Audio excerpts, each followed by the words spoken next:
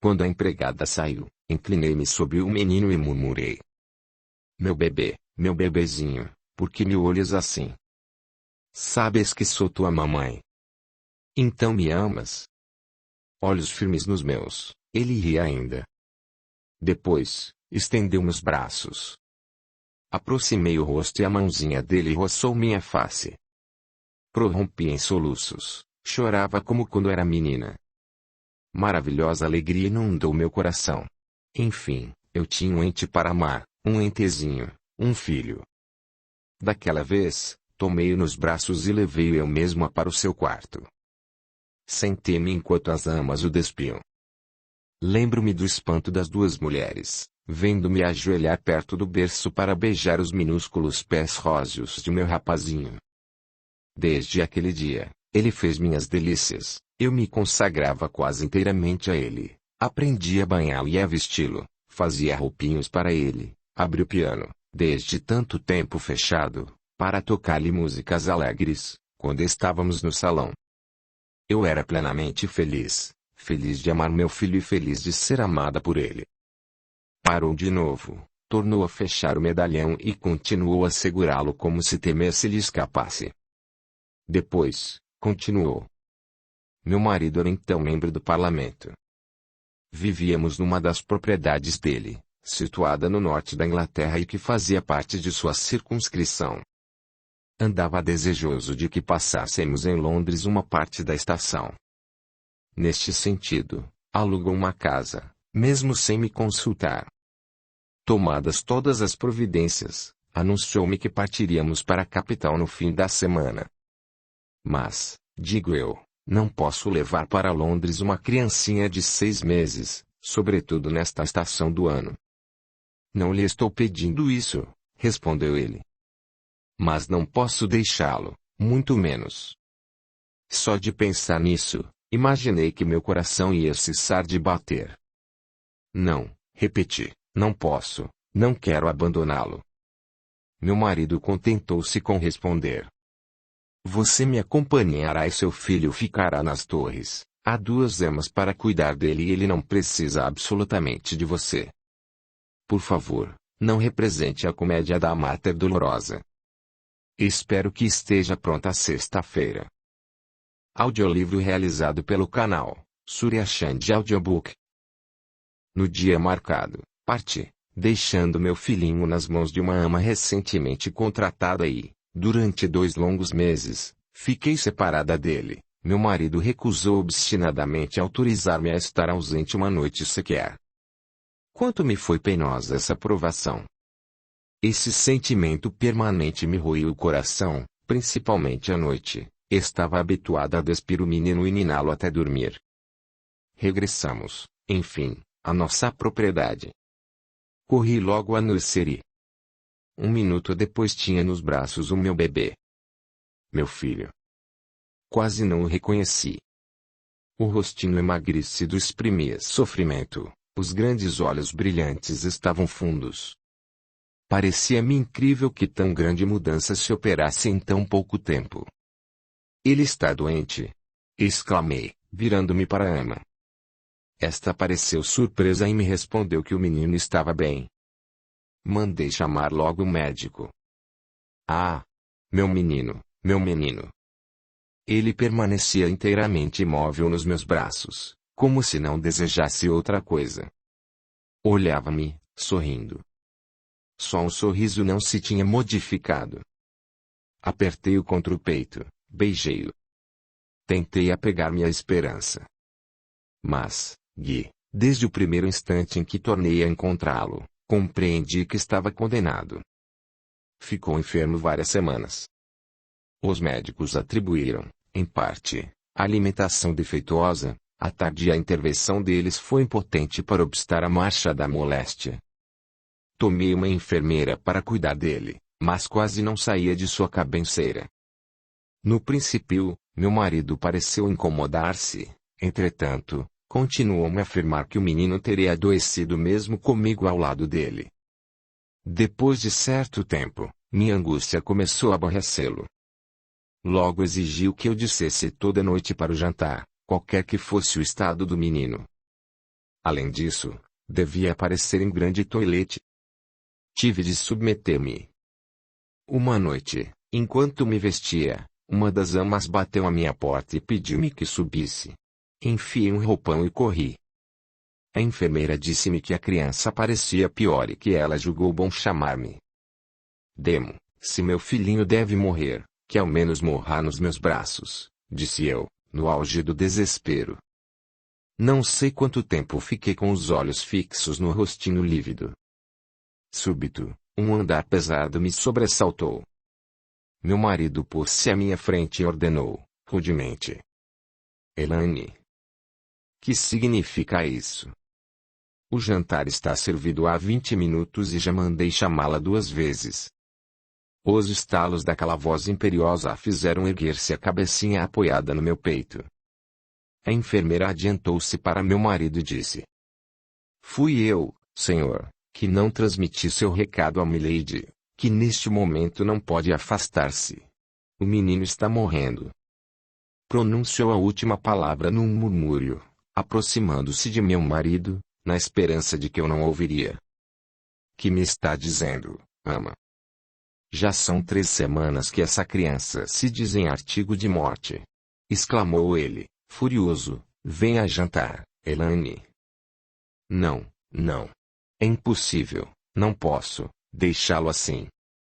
Meu marido deu um passo à frente e, voltando-se para a ama, ordenou-lhe: Tome a criança. Ergui-me então e pus meu filho nos braços da enfermeira. A boa mulher não podia conter as lágrimas. Mande-me avisar ao menor sinal, murmurei-lhe. Meu marido tomou meu braço para descer à sala de jantar. Durante a refeição, fui obrigado a ausentar-se para ir falar ao veterinário que acabava de examinar seu cavalo de estimação. Ao sentar-se de novo, parecia contrariado. Alguns minutos após, o estribeiro entrou e entregou-lhe um bilhete dobrado em 4. Ele passou um olhar e empalideceu. Levantou-se então e aproximou-se de mim, confuso. Pode subir, Elaine, disse. Subi correndo a escada. A ama veio ao meu encontro. A criança não estava nos seus braços. Afastei-a e precipitei-me para o berço onde repousava o corpinho inerte. Não chorei. Permaneci imóvel, como petrificada. Depois, voltando-me para a enfermeira, perguntei: Por que não me mandou chamar? Respondeu que tinha incumbido a assistente de avisar-me. Interroguei esta última com o olhar. Ela afirmou haver dado o recado ao Sr. Monk. Então, encarei bem meu marido, estava meio louca de dor. Então, exclamei, então você sabia que meu filho tinha piorado e me deixou continuar jantando enquanto ele morria. Compartilho da sua dor, Elaine, respondeu ele, mas contenha-se diante dos criados. Fora de mim, gritei-lhe. Você bem sabe. Nunca o amei, agora, odeio. Não o perdoarei jamais. Não me lembro do que se passou em seguida, porquanto caí desfalecida sobre o corpo de meu filhinho. Quando retomei conhecimento do mundo exterior, após longa enfermidade provocada por aquelas terríveis emoções, a pequenina tumba ao lado da igreja estava já parcialmente coberta de era, por ordem de meu marido, o mobiliário do berçário fora inteiramente renovado. O berço, os brinquedos haviam desaparecido. Às vezes, eu tinha a impressão de que aqueles 10 últimos meses não passavam de um pesadelo. Antes de deixar-me, minha excelente enfermeira meteu-me na mão um envelope fechado. Encontrei aí uma mecha de cabelos de ouro. Era tudo quanto me restava de meu filhinho. Lady Elaine calou-se e, dominada pela emoção, escondeu o rosto nas almofadas. Ao fim de alguns minutos, aprumou-se e estendeu a mão a Guy, dizendo: Não esteja assim tão triste, meu caro amigo.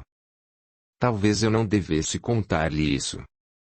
Mas você não saberia imaginar o alívio que senti, confiando a um amigo essas recordações, que me oprimiam. Até agora, não tinha tido coragem de falar nisso com Muriel.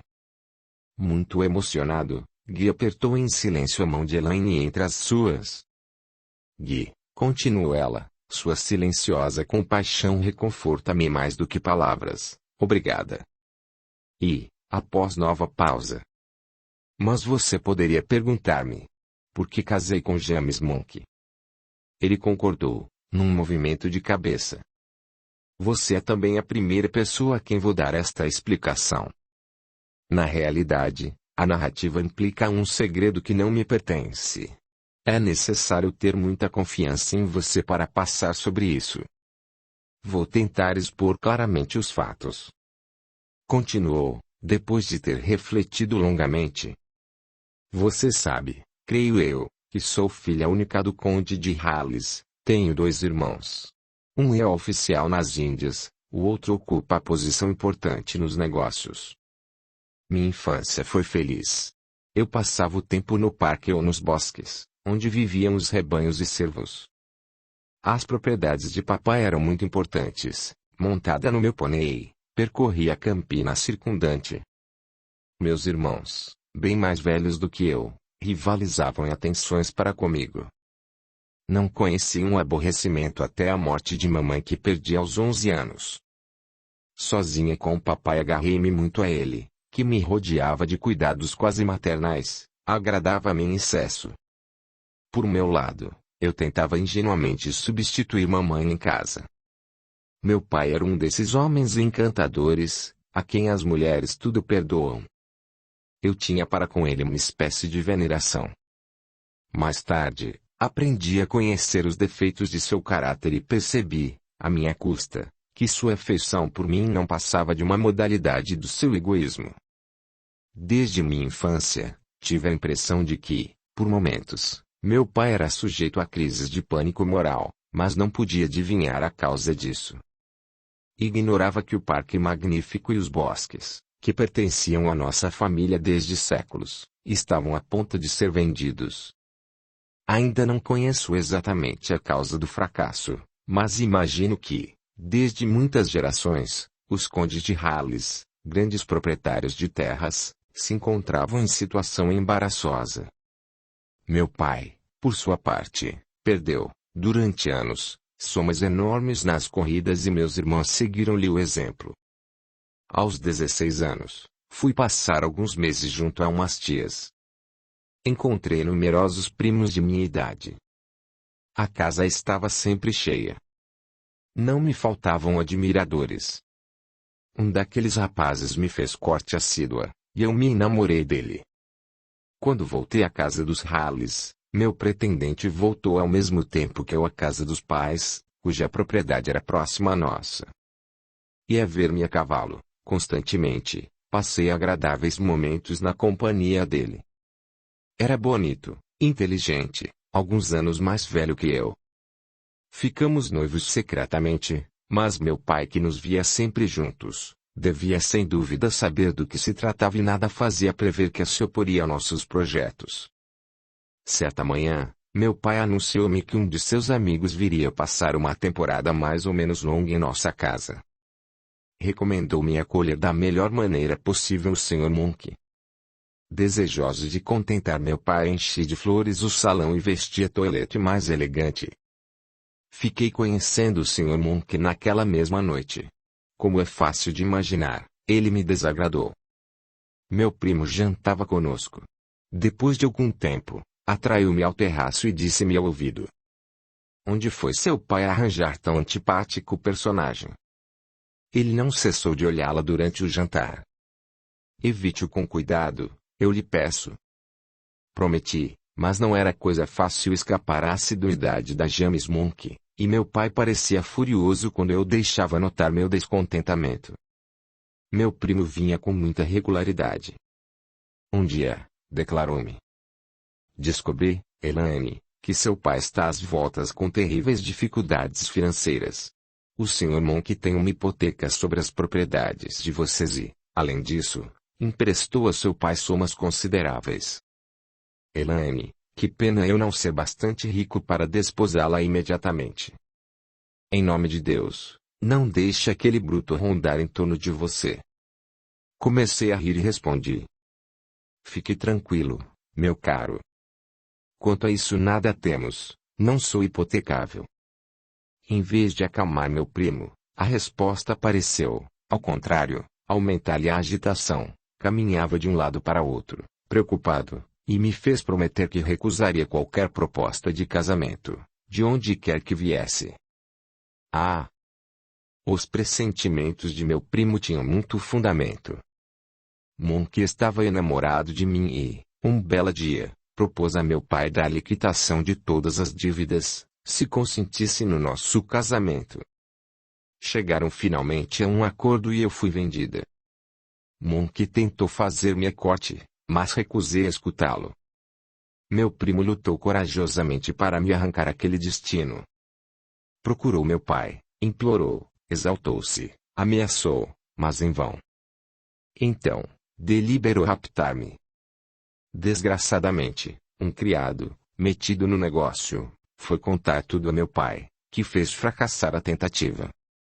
Mesmo à véspera de meu casamento, meu primo escreveu-me para me suplicar que recusasse publicamente casar com Monk, no momento quando o pastor me fizesse a pergunta sacramental. Prometi apoiar minha resistência. O pobre rapaz com efeito estava pronto a intervir, na primeira fila dos convidados, e até ao fim de minha vida jamais esquecerei seu rosto lívido. Não tive coragem, todavia, de provocar um escândalo na igreja. No último momento, atirei-me de joelhos perante meu pai e supliquei-lhe não me sacrificasse. Talvez devesse ter resistido com mais firmeza, mas era jovem e inexperiente. Amigos insensatos encorajavam-me a aceitar satisfeita tão brilhante partido e faziam brilhar a meus olhos as vantagens do casamento com um milionário. Poderia realizar todos os meus desejos, seria rodeada de uma corte de admiradores, etc., etc. Finalmente, deixei-me conduzir ao altar como vítima resignada. Sem dúvida, sofri a separação definitiva de meu primo, mas, apesar de tudo, uma criança de 17 anos, normal e bem disposta, vê a vida cor-de-rosa. Na manhã de meu casamento, eu alimentava ainda sonhos de felicidade. James Monk mostrara-se invariavelmente bom para mim. Prometeu levar-me ao estrangeiro, o que eu desejava muito. Só depois de casada é que calculei todo o horror da vida a que estava condenada. Fiz-me escravo e joguete de um homem tirânico, 30 anos mais velho que eu. Fechou os olhos e um espasmo de dor contraiu seu rosto encantador. Em nome de Deus, Lady Elaine. Por que ficou com esse homem? Elaine recostou-se às almofadas e, encarando o moço com desusada intensidade. Sei, Guy, que posso descansar inteiramente na sua lealdade e discrição. Aqui está. Meu pai tinha não só grandes dívidas de jogo, deixadas em suspenso, mas ainda se achava comprometido em vasta escroqueria financeira. Aconteceu ser James Monk um dos principais credores da sociedade em apreço. Bastaria dizer uma palavra para que meu pai fosse preso e, provavelmente, condenado a muitos anos de prisão. Então, ele jogava com 2 trunfos. Comprometeu-se a não apresentar queixa contra meu pai desde que eu permanecesse na sua companhia e lhe fosse fiel. Algum tempo depois de meu casamento, cheguei ao extremo da resistência e decidi separar-me de meu marido. Fui procurar papai e comuniquei-lhe minha resolução. Foi então que soube tudo.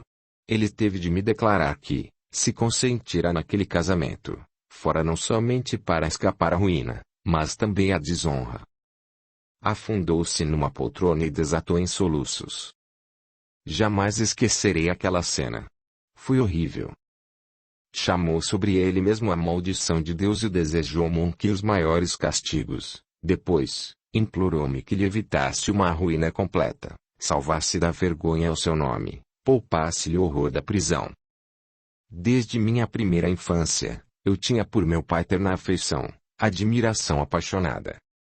Estava habituado a vê-lo sempre cheio de entusiasmo, alegre, despreocupado.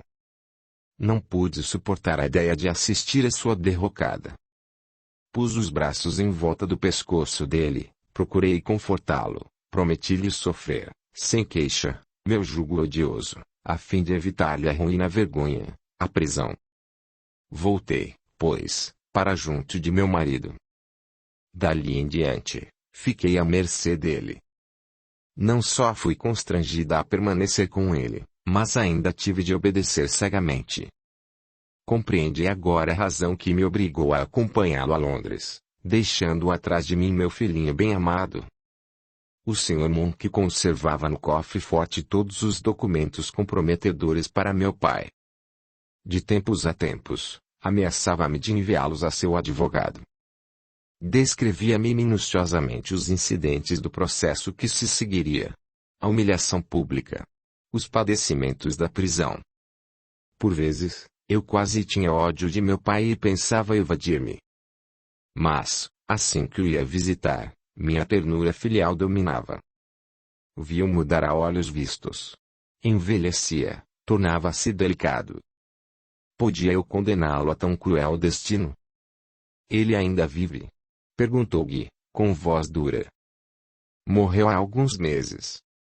Houve longo silêncio. Depois, Elaine disse, pesando cada palavra. Mesmo agora não estou livre de minhas pesadas cadeias. Porque ainda estou aqui. 3 palavras inspiram meu proceder. Dever. Honra. Respeito humano. Se deixo James Monk, ele atirará meus irmãos na ruína. Inclinou-se para trás, esgotada do longo esforço. Guy respirava com dificuldade. Súbito, como se saísse de um sonho, Elaine encarou o moço. Guy, disse, não devia ter lhe contado essa trágica história. Falei como impelida por uma força que me era estranha. Sentia-me arrastada pelas peripécias de um pesadelo que foi bem real. Fui cruel, descarregando nos seus ombros uma parte de meu fardo. Perdoe-me. Quando estou perto de você, esqueço o passado, vivo o momento presente. Sou feliz. Provindo da leia central, um ruído de rodas chamou a atenção de Elaine. É ele, murmurou. Não deve encontrar você aqui. Saía pela porta lateral e atravessei o bosquedo para chegar ao portão. Vá, Guy, eu lhe peço. Ante a insistência, Guy cedeu. Tendo-se erguido, beijou a mão de Lady Elaine. Depois, saiu ao terraço e perdeu-se na noite. Capítulo 29. Na biblioteca. Foi difícil convencer Cyril, Lady Elaine, declarou Guy, sentando-se no salão das torres. Tive de insistir em que você queria muito vê-lo iniciar a classificação da biblioteca e encorajá-lo eu mesmo. Persistia recusando. Repetia-me que, dada a importância de sua coleção de livros, parecia-lhe melhor dirigir-se a um especialista.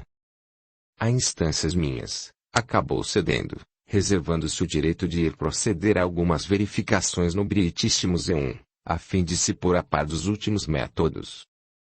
Ao vir aqui, saltitava como passarinho. Encantava-o a perspectiva de mergulhar-se nos velhos exemplares, durante horas. Outro dia, quando eu partia para a pesca, correu para mostrar-me um volume raro, que acabava de descobrir na biblioteca de meu tio. Aqui está um tesouro, de que você é o feliz possuidor, exclamou. Felicito-o.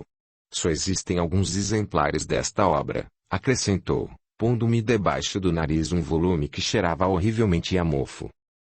No seu entusiasmo, entornou minha caixa de iscas e meia dúzia de anzóis fisgaram-se no seu terno. Respondi. Ofereço-lhe de boa vontade este volume, Branscombe, com a condição de você permanecer 5 minutos inteiramente imóvel para me permitir tirar os anzóis sem estragar minhas magníficas moscas amarelo escuro. Você é o tipo do gentil homem camponês, disse Lady Elaine, rindo. Quando tem um cavalo entre as pernas, um cão na sua frente ou uma linha de pesca na mão, os livros não lhe chamam atenção. Na sua opinião, pois, Branscombe aceitou ouvir classificar minha biblioteca por amor-arte. Sou levado a crer, da minha parte, que a presença de Muriel nas torres influiu grandemente da decisão dele. Prevejo que terá muitas ocasiões de conversar com ela, em liberdade. É bem possível, prosseguiu Guy, meio absorto. Sem dúvida, eles entendem-se muito bem, mas não compreendo absolutamente a atitude de Branscombe. Está apaixonado por Muriel? Se está, por que não se declara? Muriel disse-me que sua estada aqui está no fim. Lady Elaine sorriu e disse: Você me diverte, Gui. Quando a gente se mete a casamenteiro, é necessário ser paciente. Você, ao contrário, quer que os namorados andem à pressa. Muriel é moça tão interessante, tão completa, que realmente tenho pressa de vê-la instalada no nosso velho presbitério, onde Branscombe entrará em funções daqui a 6 semanas. Este jovem casal ficará muito bem na paisagem. Também eu, disse Lady Elaine, serei muito feliz se Muriel fixar residência em Mervyn. Aliás, não tenho a menor dúvida em que assim será. Branscombe talvez não estivesse mais apaixonado por ela, ao chegar aqui, mas ficou. Naturalmente, depois de ter por muitos anos se aplicado a banir Muriel dos seus pensamentos e de seu coração, sente hoje alguma dificuldade em exprimir os ternos sentimentos que ela lhe inspira de novo. É necessário também ter em conta o temperamento reservado de Branscombe. Depois do almoço, Cyril estava só na biblioteca, sentado ante vasta tribuna. À esquerda, tinha uma pilha de livros antigos, que examinavam a um e cujo título ia escrevendo no registro. Em homenagem à verdade, é todavia necessário reconhecer que a atenção de Cyril não estava consagrada exclusivamente a esse trabalho. Quando, absorto e de sobressenho franzido, passava nervosamente a mão nos cabelos, a causa não era um enigma bibliográfico mas sim um problema sentimental. Perguntava-se como chegaria a fazer a transição entre a prosa desinteressada do camarada intelectual e as solicitudes do apaixonado. Que momento escolheria para fazer a Muriel a revelação? Não era absurdo sentir-se intimidado ante a única mulher que verdadeiramente o compreendia? Por muitas vezes, já, estivera a ponto de tomar a mão à moça e declarar-lhe amor, mas sempre lhe faltara coragem para declarar-se. Desviava-se para alguma observação banal, que tem subitamente um desses silêncios durante os quais as declarações parecem voltejar sobre os lábios. Essas reflexões, naturalmente, não aceleravam a seleção das primeiras obras. 2 dias depois, Muriel propôs a Branscombe, que lhe expunha em grandes linhas o seu trabalho, ia vê-lo na biblioteca e passar a limpo as fichas. Ela ficou numa mesinha e pôs-se a copiar as notas de Cyril, com a sua letra miúda e clara. Trabalhava com aplicação e só falava para reclamar informações técnicas. Em dado momento, Cyril ergueu os olhos e surpreendeu o olhar de Muriel pousado nele. Sorriram-se simultaneamente. Meu reino por seus pensamentos, Muriel, exclamou ele. Estava para me perguntar, respondeu ela, por que conservou durante tanto tempo nas mãos esse volume.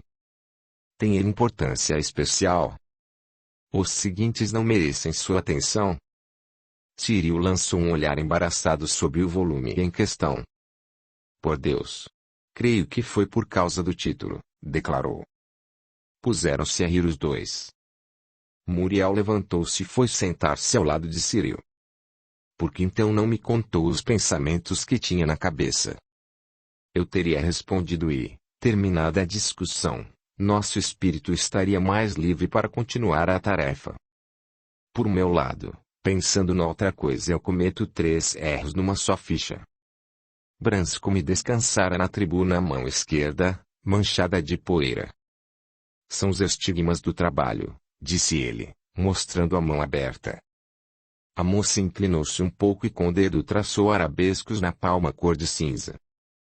Cyril fechou a mão, prendendo o dedo de Muriel. Depois, com a mão direita imobilizou-lhe o punho. Trocaram um longo olhar, súbito, num movimento rápido, Cyril atraiu Muriel para ele, tomou-a nos braços. E naquela manhã, a numeração do catálogo não progrediu grande coisa. Soara a hora em que Muriel podia, sem inconveniente, revelar ao moço a verdade sobre as cartas interceptadas. Depois do almoço, subiu ao quarto e tornou a descer, tendo na mão um pacotinho. Cyril, disse ela, se pode furtar-se por alguns instantes a seus caros livros, passe os olhos no conteúdo deste envelope. Vou fazer um passeio no bosque. Se quiser falar-me, vai encontrar-me perto da árvore abatida pelo raio. Os olhos de Muriel brilharam com extraordinário fulgor. Visivelmente surpreso, Cyril apoderou-se do misterioso pacote, mas, antes que tivesse tempo de fazer alguma pergunta, a moça desaparecera. Branscombe dirigiu-se à biblioteca, sentou-se à secretária e abriu o envelope. Uma hora mais tarde, Muriel, que se instalara no lugar convencionado, com o livro fechado nos joelhos, ouviu o ruído de folhas pisadas nos trilhos vizinhos. Ele pensou com emoção, o coração batia-lhe mais forte. Agora, lastimava ela ter dado a Cyril a carta que uma Muriel cheia de confiança no futuro escrevera a um namorado então ardentemente apaixonado. Branscombe sentou-se ao lado de Muriel. Estava pálido e perturbado. Minha querida. Disse, minha querida. Acabo de reviver todo aquele passado e coloquei-me no teu lugar. Imaginar que eu tinha menosprezado este dom sem preço. Preciso ainda de um pouco de tempo para fazer o inventário de minhas riquezas. Acrescentou, com a cabeça entre as mãos. Muriel tocou levemente o ombro do companheiro, dizendo: esqueçamos o passado, Cyril. Só o presente nos interessa. Depois, atraindo a cabeça do moço, encostou nela o rosto. Sim, tens razão, Muriel, murmurou Cyril, esqueçamos o passado. A felicidade presente, as promessas do futuro bastam para encher nossos corações. Levantaram-se e andaram muito tempo pelo bosque. De repente, retomaram noção do tempo e do espaço, e fizeram meia volta.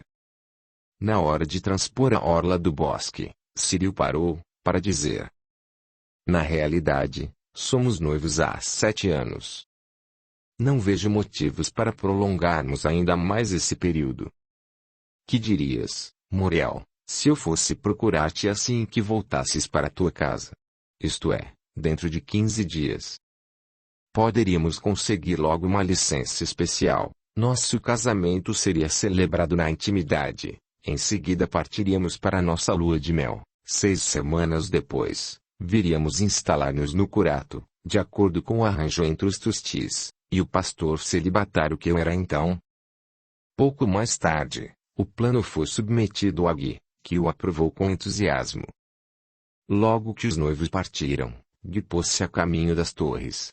Não queria retardar a boa notícia a Elaine e ser felicitado pela parte preponderante, que tinha tido na realização de sua aspiração comum.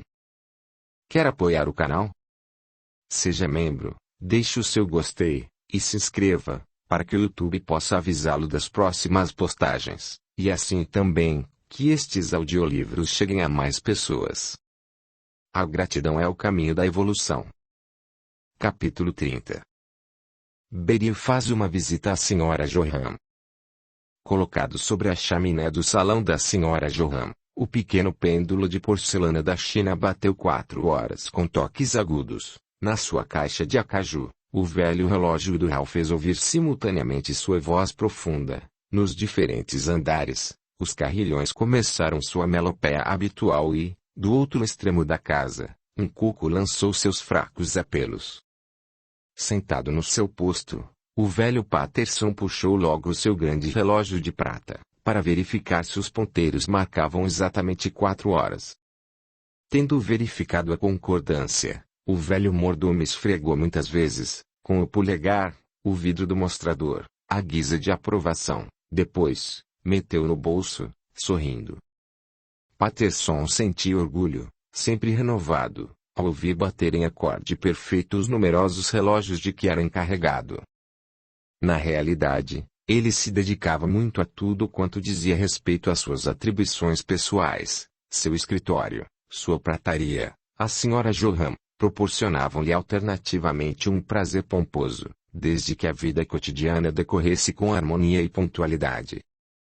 Se alguma coisa não corria à sua vontade, sacudia a cabeça com ar de vítima e, resmungando, ia examinar os pêndulos, um a um, Terminada a inspeção, voltava a seu domínio e, falando sozinho, consolava-se com alguma consideração sentenciosa, no gênero desta: não és responsável por esse menosprezo às tradições, Peter Patterson. Meus pêndulos estão sempre bem regulados. Por que não se pede meu concurso para a organização geral da casa? Sentada no seu salão, a senhora Johan ergueu os olhos quando ouviu bater 4 horas.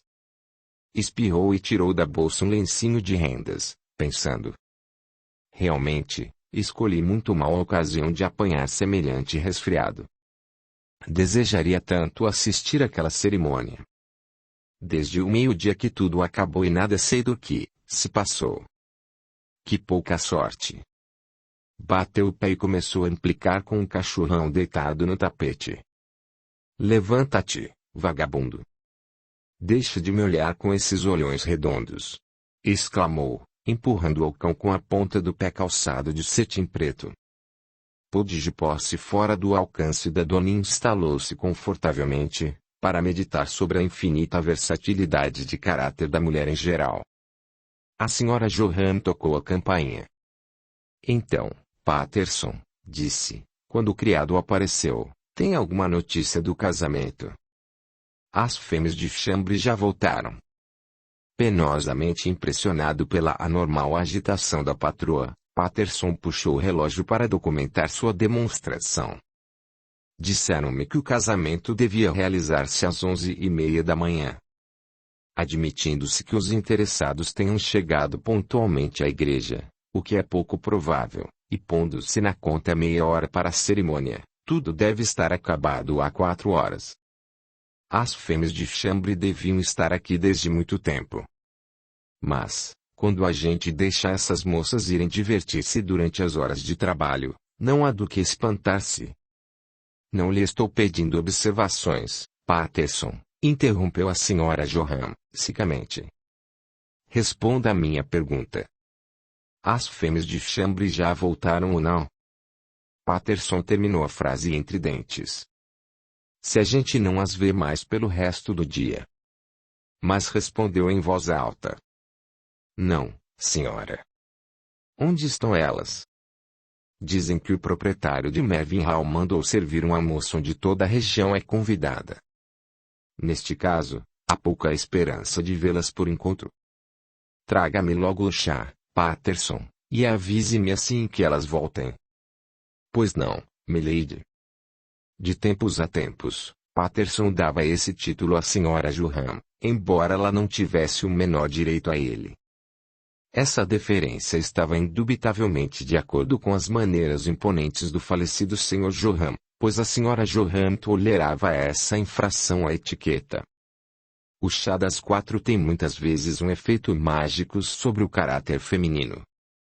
Após a segunda chávena, a senhora Johan deixou de espirrar e retomou seu ar sorridente, caindo-lhe em graças. Pudge viu-se mimosear com um afetuoso: velho animal. Umas fatias de pão com manteiga consagraram a reconciliação. Alguns minutos mais tarde, passos ligeiros fizeram-se ouvir no jardim, e logo uma graciosa figurinha apareceu na janela. Beryl penetrou subitamente na sala. Oh! Senhora Johan, exclamou, apertando a velha amiga contra o peito, não sem ter, com a pressa, pisado a pata de Pudge. Que carreira de Gertrude! Não, não se incomode, estou com muito calor para apanhar seu resfriado. Ora, Pudge. Não fiques assim tão desgostoso. Pisando tua pata, apenas te livrei de um pouco de gordura supérflua. Sim, senhora Johan, eu estava mesmo decidida a vir aborrecê-la. Já que não pôde ir ao casamento, o casamento vem cá. É verdade que não pude trazer todo o cortejo, mas aqui está na sua frente a primeira dama de honra. Ajudei pessoalmente a tirar a luva da noiva num momento crítico, peguei no buquê, e tinha na bolsa um lenço de reserva para ela enxugar os olhos em caso de necessidade. Veja que desempenhei papel importante no negócio. Aproveitei minha elegância para fazer uma ideia da elegância geral. Enquanto falava, Beryl recuou alguns passos para a senhora Johan admirar sua toilette. O rosto resplendente, os olhos brilhantes, os cabelos revoltos, mais do que a toilette e o horte conquistaram os entusiastas sufrágios da senhora Johan. Persuadida de que só o vestido poderia justificar os sinais de aprovação, Beryl disse: bonito, não? Nem mesmo Gertrude encontrou o que criticar. E é de opinião que este vestido me vai às mil maravilhas, autorizou-me a encomendar outro e mandar-lhe a conta. Quanto a mim, não me desagrada ser elegante de vez em quando, mas não quero habituar-me. Este gênero de vestido é muito complicado para mim, perco a liberdade de movimentos, tive de desistir do almoço, bem que eu queria repetir ainda umas 2 vezes o frango frio e a salada de lagosta, ou servir-me uma terceira fatia de bolo, mas Gertrude veio atrapalhar-me, convidando-me a moderar-me, para não perder a linha. Eu acrescentou: a senhora sabe que Gertrude é louca por uma citação. É necessário sofrer para ser bela. Aqui para nós, prefiro comer à vontade e ser feia. A senhora Johan respondeu, rindo. Cruel alternativa, querida menina. Agora, toque a campainha, para lhe trazerem chá fresco e, depois, você me vai contar pormenores. Como foi gentil, não se esquecendo de sua velha amiga enferma. Estava segura de receber sua visita durante o dia, caso lhe tivessem entregado minha carta, mas não tinha certeza se ela chegou a tempo. Chegou quando eu me vestia. Lastimo que a senhora não tenha ido ao casamento, apesar do resfriado. Pode crer, minha querida, que quando a gente está resfriada, é preferível evitar de aparecer num casamento. Primeiro, porque se faz papel feio no meio de assistência brilhante, e corre-se o risco de espirrar no momento mais solene. Pronto. Sente-se e tome seu chá. Beryl espichou as pernas sobre um tamborete e contemplou-as com ar desolado. Um dos pés estava calçado com sapato de cetim branco, e o outro apenas com meia de seda. Tenho até a vergonha de mostrar os pés, mas devo contar os sofrimentos de que fui vítima por causa da senhora. Fiz a caminhada toda com um sapato só. Felizmente que no bosque eu pisava na erva e no musgo, mas a leia de cascalhos me fez padecer verdadeiro martírio. Eu me comparava àqueles pobres peregrinos da Idade Média, que iam a Roma a pé, enchendo de pinhas os sapatos. É certo que, para diminuir-lhes o mérito, Guy pretende que eles as cozinhavam previamente. Meu outro sapato foi com os recém-casados, na viatura que os conduz a Grailey. Para não serem notados à chegada do hotel, no último momento Branscombe me ordenou ao cocheiro e ao estribeiro para retirarem das botoneiras os tradicionais laços de fita. Mas, do alto da escadaria, Guy ouviu fazendo as recomendações. Correu para mim e disse a meus ouvidos: depressa, Berry. Arranje-me um sapato branco usado. Respondi-lhe: meu caro, não tenho esse artigo na minha loja, mas se um sapato novo é a mesma coisa, ofereço-lhe o meu. Será ótimo, murmurou ele. Então, tirei o sapato e quando os recém-casados se instalaram confortavelmente no carro, Guy amarrou bem amarrado meu sapato atrás. A elegante equipagem partiu em grande velocidade, levando aquela mascote, que se balançava na ponta de uma corda. Se a senhora visse os olhos de mamãe quando voltei ao salão meio descalça. Pouco depois, Gertrude se aproximava disfarçadamente e nunca mais acabava de me dar pitos, durante todo o trajeto, das Torres a Mervynhall. Para cúmulo do azar, Guy não voltou conosco, não podendo defender-me. Então o almoço realizou-se finalmente nas Torres. Foi, sim. Lady Elaine achou mais natural que, sendo Muriel sua hóspede, recebesse lá os convidados, depois do casamento. Mas Guy, por sua vez, organizou uma comedoria monstro em Mervynhall, em benefício do povo e em honra de Cyril, que vai ser seu pastor. Que felicidade o Sr. Drawler se ter aposentado, a senhora não acha? Será delicioso ter Muriel e Cyril no paroquiato, tão perto de nós. Ah, se a senhora tivesse visto hoje de manhã. Estava mesmo linda, quando, toda de branco, atravessou a igreja, pelo braço de Guy. Seu rosto perfeitamente calmo refletia sua confiança no futuro. Agora, vou contar à senhora como foi que cada um se comportou durante a cerimônia. Muriel não demonstrou o menor nervosismo. Respondeu às perguntas do pastor em voz baixa, mas tão claramente que todo mundo pôde ouvir. Eu lhe tinha sugerido uma variante. Comprometo-me a amar, honrar meu marido e até obedecer-lhe, com a condição de que ele me faça todas as vontades. Ela, porém, teimou em dizer simplesmente obedecer e creio que esta é realmente sua intenção. Cyril, ao contrário, não conseguia permanecer calmo. Eu via a mão dele tremer, quando pegava de Muriel. Guy estava brilhantíssimo, e eu sentia-me orgulhosa dele. Foi o último a sair da igreja, tendo Lady Elaine pelo braço. Todo mundo olhava para eles e eu vi uma velha murmurar. Que lindo casal dariam. Nunca virá Lady Elaine tão bela. Sua fisionomia estava mais animada do que habitualmente e seus olhos brilhavam de modo extraordinário. Para ela é uma grande alegria ver Muriel fixar-se aqui. Beryl, você se esqueceu de me dizer o nome do privilegiado que escoltava a primeira-dama de honra. Beryl ficou vermelhinha e inclinou-se subitamente para examinar o pé descalço. Sem erguer a cabeça, respondeu em tom bem destacado. Foi Hall Montague. A senhora Johan observou a mocinha disfarçadamente e dissimulou um muxoxo de desaprovação. Um minuto depois, Beryl ergueu-se de um pulo e disse que não podia ficar mais tempo. Despediu-se afetuosamente. Em seguida a essa visita, a senhora Johan ficou duvidando se, apesar do resfriado, tinha ou não tinha assistido ao casamento. Enquanto isso, os habitantes das torres experimentavam a penosa sensação do vácuo, com a partida dos recém-casados.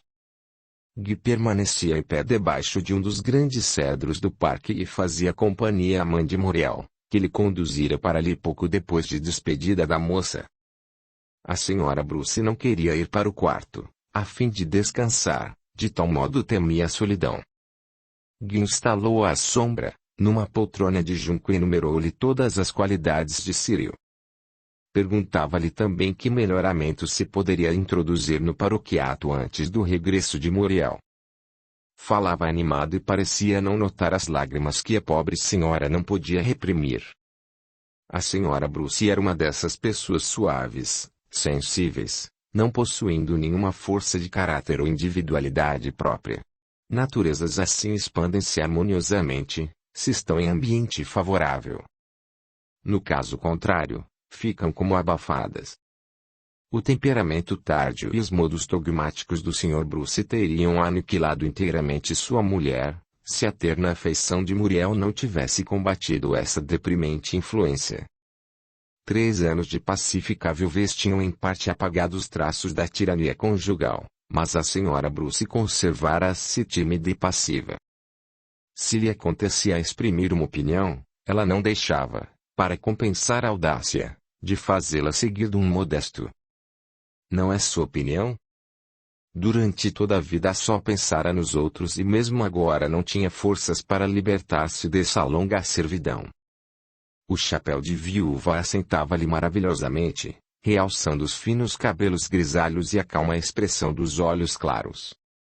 Tornava-se-lhe de certo modo feliz a atmosfera de terna estima em que ora vivia e que Muriel renovava incessantemente.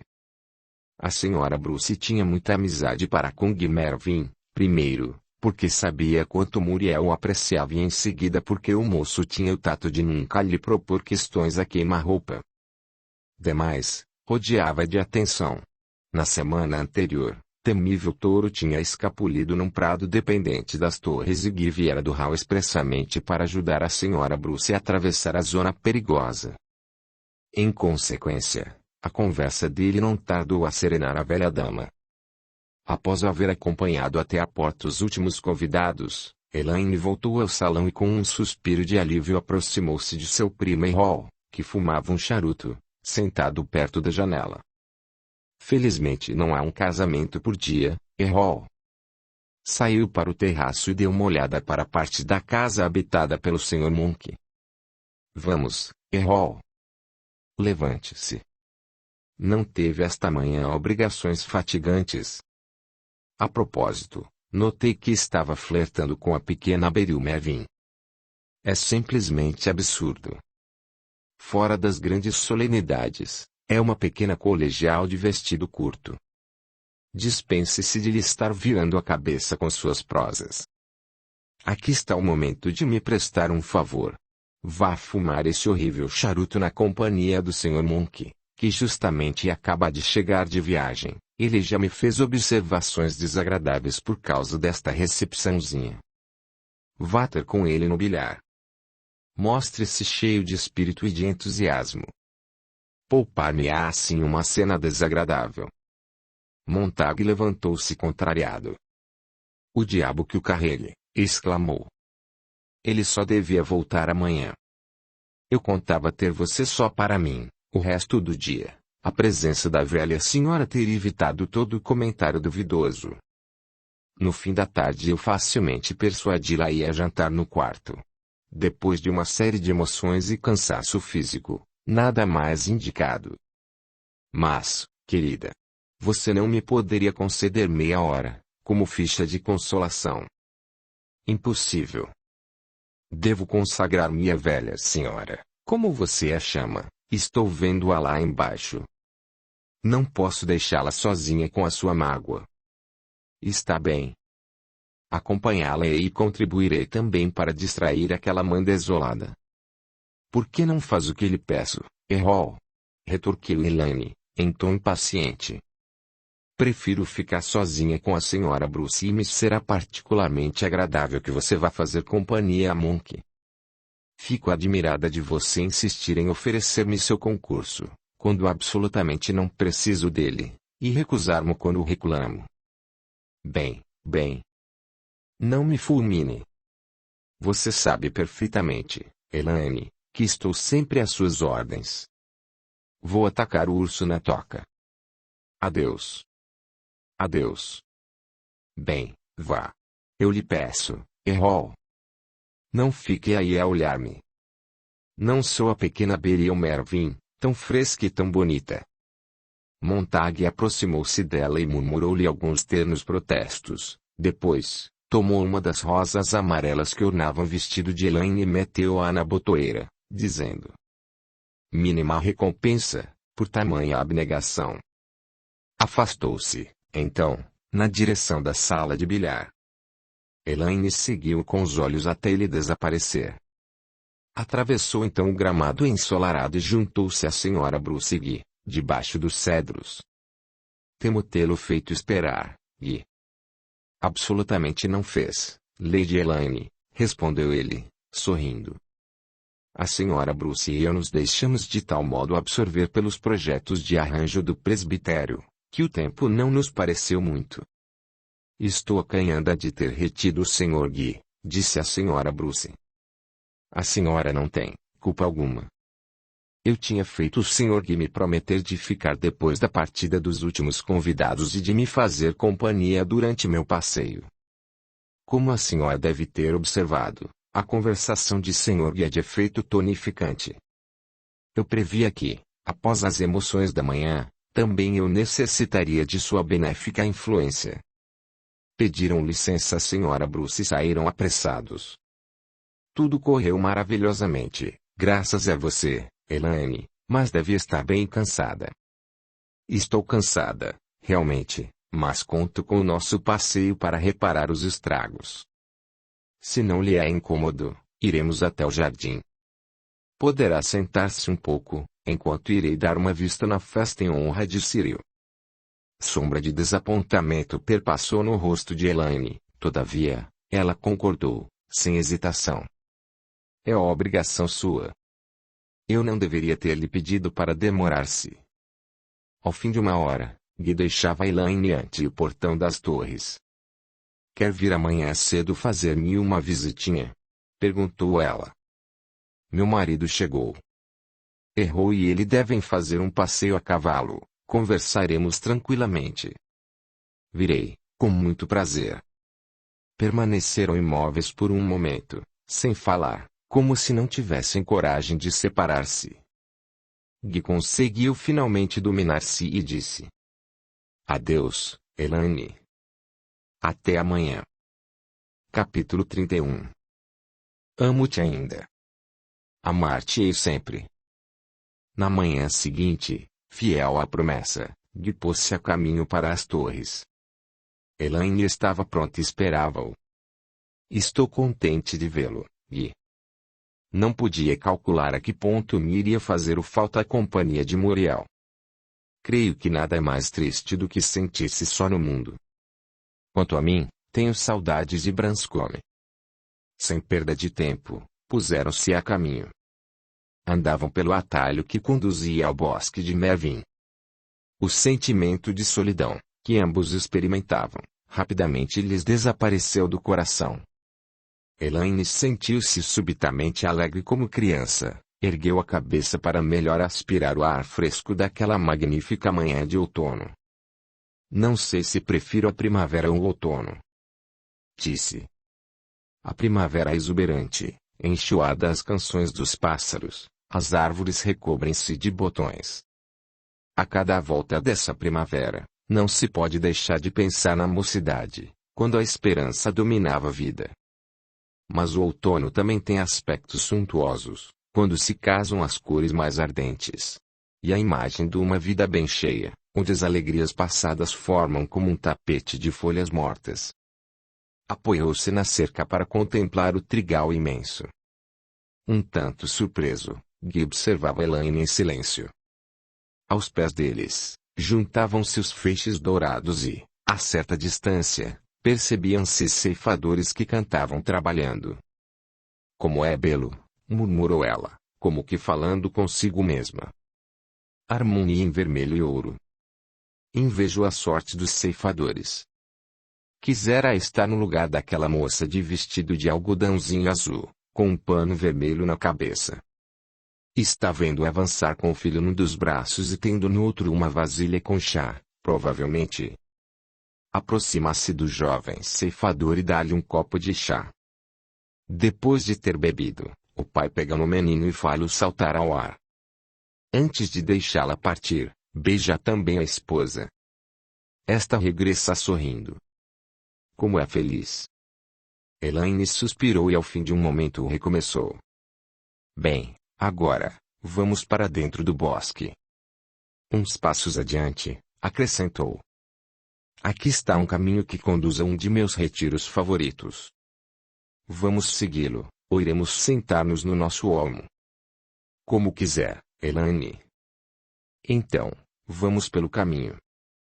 Andaram em silêncio, um atrás do outro. Gui não se sentia à vontade. Elaine tinha dito: nosso olmo, sublinhando o pronome e sorrindo para ele. Não era a primeira vez que ela fazia alusão ao passado, que ele próprio se esforçava para esquecer. Chegados ao tronco de grande árvore caída, Elaine sentou-se nesse banco improvisado, convidando Gui a fazer a mesma coisa. Permaneceram silenciosos alguns momentos, depois Elaine recomeçou, em tom de todo diferente. Penso muitas vezes na narrativa que você me fez, ao regressar de sua viagem. Surpreende-me que a leitura da Bíblia tenha tido sobre você tanta influência. Tenho inveja. Você voltou inteiramente modificado, mais forte, mais confiante em si mesmo. Quanto a mim, o amor de Deus não aplaca meu apetite de felicidade. Sem dúvida, quando se é feliz como Muriel e Cyril, não deve ser difícil amar a Deus. Prendeu os joelhos entre as mãos cruzadas e pareceu absorver-se em triste meditação. Pois eu acredito, ao contrário, disse Gui, com ar sonhador, que a alma acumulada de felicidade humana não experimentaria a necessidade de elevar-se a Deus. Parece-me que, se não esperasse nada na vida, eu seria ainda mais induzido a buscar consolo na religião. Elaine não respondeu, mas interior emoção fez-lhe tremerem os lábios. Ao fim de um momento, murmurou, como para si mesma. Pergunto-me o que enche mais o coração, Amar ou ser amada? Um ano antes, Elaine não se teria formulado essa questão complexa. Agora, sabia, no segredo de seu coração, que amava Guy e, ao mesmo tempo, lembrava-se, com certo pesar, da sensação deliciosa que experimentara ao ouvir Montague declarar-lhe amor, em voz partida de emoção. Ficara chocada por saber que o amor juvenil de Montague era mais ardente do que nunca. Entretanto, deixara entender que não o amava mais, mas não podia furtar-se a escutar com prazer a música destas duas palavras. Amo-te. Amo-te. Guy não respondera à última questão de Elaine, mas observava que ela continuava a meditar sobre o assunto e dava pouco ouvido à conversa. Retomaram o caminho de casa. Chegados ante o olmo gigante, Elaine parou para contemplar a paisagem que se desenrolava ante eles, mãos atrás da cabeça. Parecia ignorar a presença de Guy. Um sorriso errava nos seus lábios e os últimos reflexos do sol poente realçavam ainda sua beleza.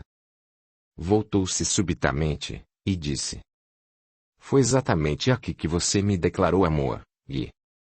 Como tudo está mudado. Guy sabia, ao contrário, que, no tocante a ele, nada estava mudado. Como impelido por uma força irresistível que misturara todas as suas resoluções, respondeu com entonação pesada: Amo-te ainda. Amar-te-ei sempre. Há momentos em que me pergunto se poderei suportar semelhante tortura. Elaine murmurou, aterrada. Que tortura? Pois não é uma tortura amar-te como te amo e saber-te infeliz? Elaine tinha diante de si não um adolescente enamorado, mas um homem amadurecido pelo sofrimento. Aquele, que ela amava, amava também. Não se sentia com coragem de encarar as consequências da inextricável situação. As fraquezas a que estava sujeita desde algum tempo, novamente delas se apossaram, e acreditou que o chão ia faltar a seus pés. Fez grande esforço sobre si mesma e conseguiu dominar-se. Desceu o caminho. Voltaram às torres, trocando apenas expressões banais. Naquela noite, quando foi deitar-se, Elaine verteu lágrimas amargas. Ao pensamento de que Guy amava sempre, teve remorsos cruéis. Estava bem decidida a não permitir que aquela vida moça se apagasse por sua causa. Era necessário encontrar um meio de remediar o mal, cuja responsabilidade lhe cabia. Levantou-se e dirigiu-se a uma mesinha colocada ao pé da cama, abriu uma gaveta fechada a cadeado e tirou dali uma carta. Leu e releu diversos trechos. Errol, murmurou, por que não voltou antes de Guy fazer parte de minha vida? Tornou a deitar-se, e, fechando os olhos, esforçou-se por banir do pensamento a imagem de Guy. Procurava, ao contrário, evocar os olhos brilhantes, o ardor apaixonado e a voz persuasiva de Montague. Elaine percebia que, se conseguisse arrancar Guy do coração, o melhor dela mesma desapareceria. Perto dele, todo o ideal de sua mocidade parecia renascer, desejava descobrir todas as qualidades que ele lhe emprestava. Mas, não, Guy e ela não eram feitos um para o outro. Entre o amor por ela e os deveres para com Deus, ele não hesitava. Por seu lado, ela procuraria esquecê-lo, abafar o amor que sentia por ele, abandonar-se ao tumulto da paixão que envolvia aquele que a amava desde a mocidade. Pouco a pouco, iria espacejando os encontros com Guy, quebraria, fio a fio, a rede da amizade. Custasse o que custasse, restituiria Guy à livre disposição do seu amor. Audiolivro realizado pelo canal Surya Chand Audiobook. Capítulo 32. O grito de alarme. Ao outono dourado sucedera-se um inverno particularmente frio. Guy, estão patinando no lago, exclamou Beryl, entrando, certa manhã, no salão de música.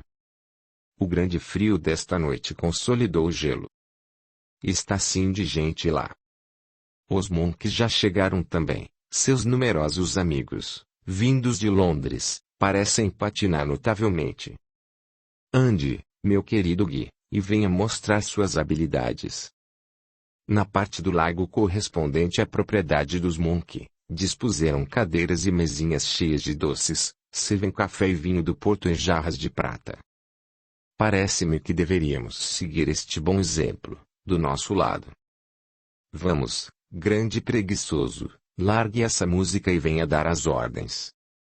Gui deixou o banjo e disse, rindo: minha boa menina, você me parece numa disposição de espírito que Gertrude qualificaria de excitação mórbida. Sossegue. Vou verificar se do nosso lado o gelo está suficientemente espesso. Ontem à noite, absolutamente não estava. O lago está completamente tomado, parece, exceto do lado do brejo.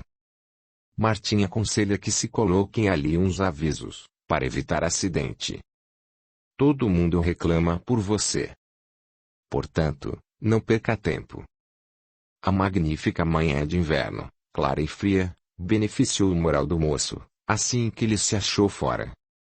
Irmã, cujas disposições de espírito não tardaram a afinar-se, caminhavam rápidos no solo endurecido, onde cada anfractuosidade estava como costelada de diamantes. Gui, que desde alguns dias andava bem desanimado, tornou a encontrar a alegria de viver. Andava balançando os patins e assoviando alegremente. Que extraordinário fascínio a patinação exerce sobre a alma ilesa. Por mais triste, úmida ou gelada que esteja a atmosfera ambiente, por mais quente e alegre que se mostre, pelo contraste, o nosso grande fogão de carvão ou de grandes achas, por melhor recordação que conservemos de nossa poltrona macia e de um livro interessante, estas palavras mágicas, o gelo endureceu, bastam para fazer-nos esquecer nosso confortável interior e arrastar-nos irresistivelmente para fora. Muita gente se comprimia em torno ao lago, naquela manhã linda de janeiro. A maioria dos patinadores organizara piqueniques e dispunha-se a passar a tarde sob o gelo.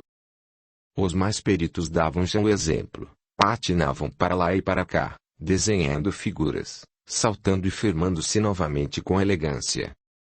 Contra qualquer verossimilhança, Gertrudes, aprumadinha nos patins, insistira para ir ao lago, logo depois do almoço, rumou para lá, agarrada ao braço do infortunado Percy Flamingo.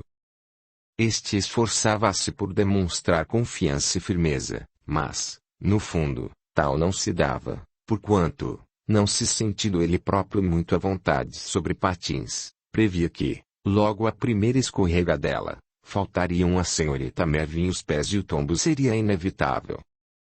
Em qualquer outra ocasião, o tímido namorado teria considerado um privilégio insigne o fato de por tanto tempo apertar nas suas mãos as de Gertrudes, mas, naquele dia, sua alegria não era sem mescla.